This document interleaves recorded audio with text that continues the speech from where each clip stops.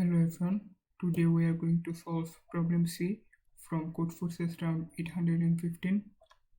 In this problem, we are given an n by m grid containing zeros and ones. In this grid, we are allowed to take any L-shaped figure, let's say this,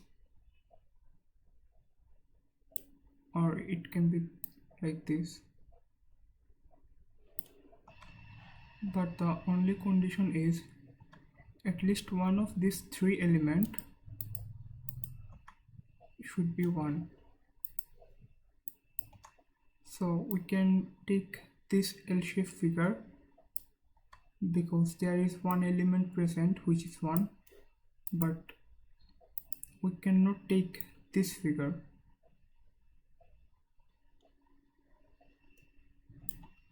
because all three elements are 0. So in n we will take this L-shaped figure and make all ones zeros. Suppose we take this L-shaped figure and there are two 1, so we make this 0. So in one operation we can do this. So here we have to answer what is the maximum number of operations that you need to do in the given matrix. So we have to make all ones as 0 by taking this L-shaped figure where at least one should be present. So let's say this is our given grid. Now there are 7 ones. 1, 2, 3, 4, 5, 6, 7. So maximum possible operation is 7 here.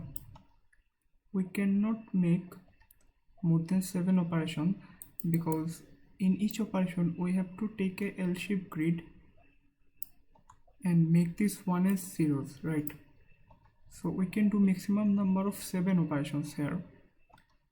So this is our first operation.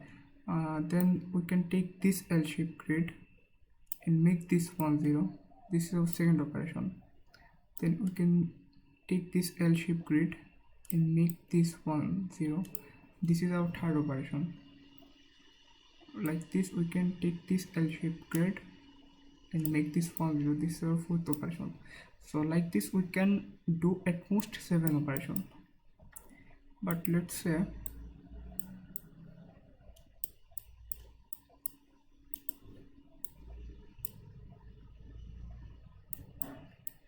so this was the given grid, right?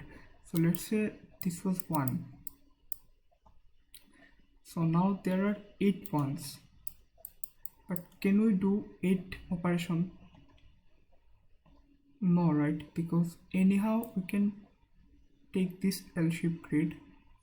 We have to make this one as 0 and this one as 0. So in one operation we made 2 ones as 0. Now we have only 6 ones remaining. 1, 2, 3, 4, 5, 6. So from here you can observe that if there is 2 consecutive zeros, we can take a L-shaped grid like this or like this, right? And in one operation we can make this one as 0. But if we don't have any consecutive zeros, like this is 1 and this is 1, now it don't matter how we take the L shape. If we take the L shape like this, then we have to make this one as 0 and this one is 0. So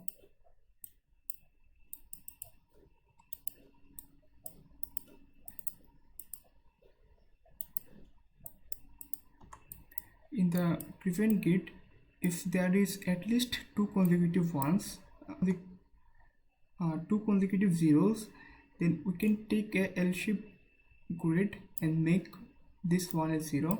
Then we can take, let's say, this L-shaped grid and make this as 0. So that means if there is x number of ones in the grid, we can make x number of operations if in this grid there are at least 2 zeros consecutive. But let's say the zeros there and there, and this is 1. Now it don't matter how we take this L-shaped grid, we have to always make this 2 1 as 0. So in one operation we have to do turn 2 2's into zeros, and after that there are 1 2 3 4 5 ones remaining, so we can do 5 more operations. So total we can do 6 operations. And what if there is no zero, like this grid?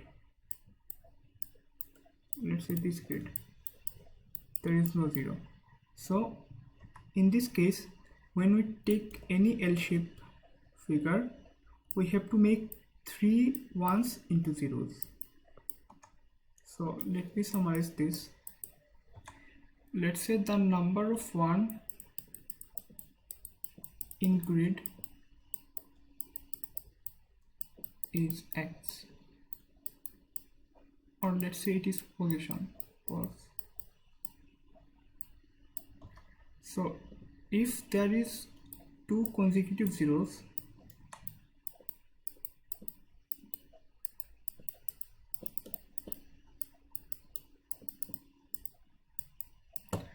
so we can always do this pose number of operation.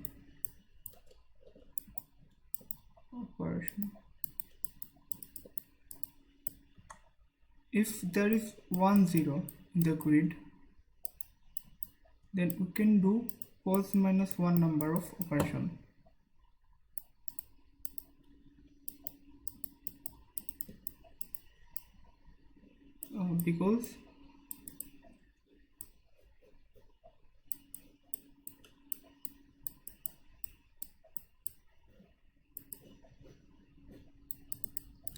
Because in one operation we have to take at least 2 ones and make them 0.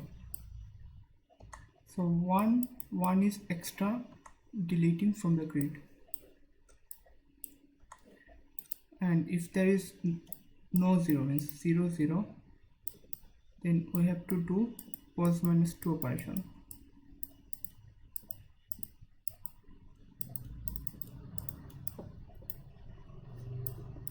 Like this, because we have to take one L-shaped grid in one operation and make this 0. So there is 2 extra 1 deleting from the grid. Now let's move to the code. So here I am taking this n and m and taking this input into a grid, and here is the position where I am counting the number of ones. Now if position is equal val, means there is no 0 in the grid, all values is 1, so the answer is pose minus 2, right? We saw this here. After this we have to check that is there any 2 consecutive 0 or not. So how these zeros can be positioned? Let me make a grid. So this 2 0 can be here, right? Or this can be here, or there is a chance that these 2 zeros can be there in diagonal position, or there is also a chance that these 2 zeros can be in this diagonal position. So we have to check for all these 4 possibilities. Is there any horizontal 0, vertical 0, or right diagonal 0, or left diagonal 0? So this is the 4 loops. It's the first, this is the second, this is the third, and this is the fourth. So if I found any two zeros consecutive, I will make this position equal to 1. This is same for the all cases.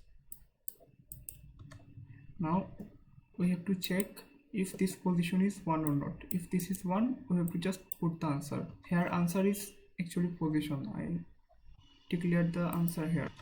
Means if there is two zeros, so I have to output the position, right? And if there is 1 0, I have to output position minus 1. So here I am doing this. So this was the solution for this problem. Thank you.